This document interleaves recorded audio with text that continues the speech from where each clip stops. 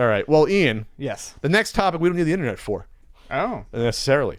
So, literally yesterday before the podcast last night, we put up the podcast topic on YouTube. You know this is an audio podcast as well. YouTubers out there, YouTube fans. We talked about the $22,000 auction for Super Mario Brothers, the original initial sticker seal release. Yes. So there I am at Comic-Con, walking around on this was on Saturday morning, walking around, and there's my favorite part of Comic-Con besides the comics. If you go north of the comics, are like you have a few toy aisles. You have some artists selling little. You mean like the back right? Yeah. Yeah. You have people that make little. I bought a little plush, little quilted little kitty cat. It was cute. Little mocha colored cat. It was adorable. And then some toy people. And then every once in a while, those toy people, I'd say it's usually a handful will have some retro games out there. Last year, someone had a bunch of NES games in these sealed cellophane packs, just the cartridges. It was weird to see that. They had them almost blister packed. It was weird.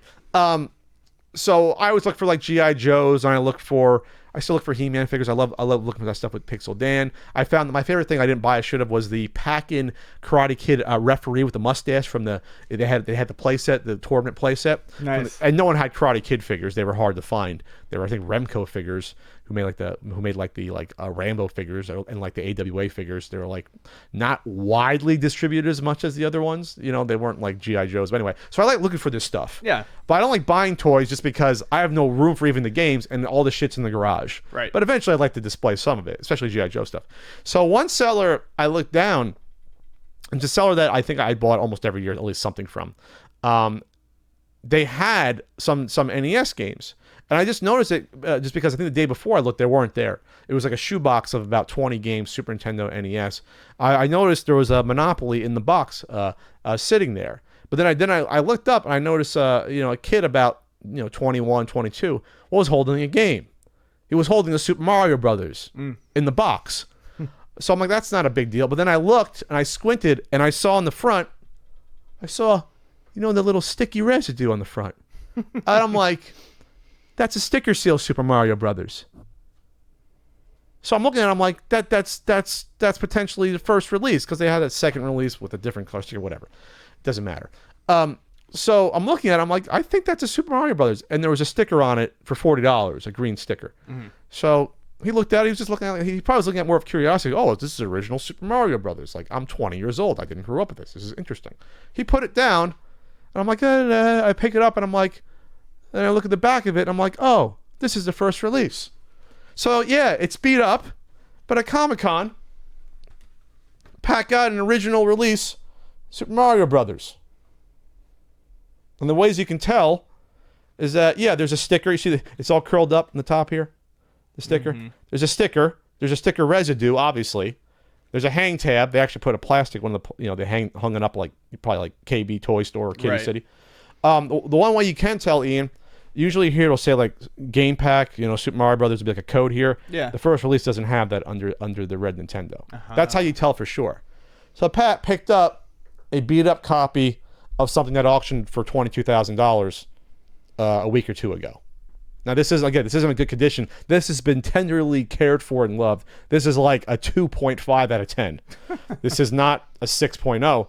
But it's interesting just because, like I said, while this stuff is harder to find, this isn't extremely rare stuff. This isn't like a stadium events. This isn't like an NWC Gold. You can still find this stuff out there.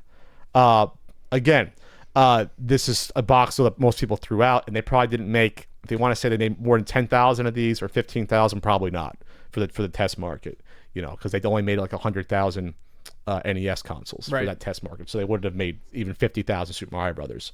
They probably made as many Clue Lands, Ian, for the test version. So I'm gonna hold on to it because I thought I had it at one point, and honestly, Ian, over the past 20 years of collecting, I've had multiple Super Mario Brothers in the boxes, and I might have had one in so long because I thought it was beat up. It's a possibility. The ones I have on the shelf, I have the second release, which again is the same exact hang tab. And no sticker seal though, and that's in great condition. And I had the third release, which is the one most people had, where that's when they went to a 3-screw and they got rid of the hang tab. So I have those on the shelf over there. So now I got the first release, so I'm happy about that. It's a part of gaming history, I guess, in a way. Pump up the importance, and 30 years Pat can sell it for for my midlife crisis car, which that'll be actually midlife is coming soon. I was gonna say, midlife is midlife on its way. well, if I'm gonna be dead at 70, I'm past midlife at this point or at it. But I might hit 70. We'll see. So, any thoughts, Ian? I know you don't get do finds like this. I mean, usually the one that's I don't find dinosaur peaks at the swap meet. I don't find extremely rare stuff usually. It's not to be mean. I feel nothing about this. Your heart's just like whatever. It's fine. What would you sell it at Luna for $50? Would you even put a higher value on it in this market or no? I have no idea. I'd have to look at it because it's stupid to let people take advantage of you by buying it way under and then flipping. But I don't care about collecting video games anymore. It's neat. It's neat because it's the first one. And that's the funny thing about it was it was a 3-screw inside of it. So obviously someone pieced it together at some point. But I have the 5. I had the 5-screw in another box. Why'd you admit that it's not 100% authentic? You're ruined. They're not matched up, Ian, like serial codes. I know. No shit. The manual was in pretty good shape. Was it? Yeah, it was. But anyway, so I just think it's funny. By the way, the NES card, the 3 screws in there had like an H in the bottom right. It was almost like a rent or something. It was like little H square sticker.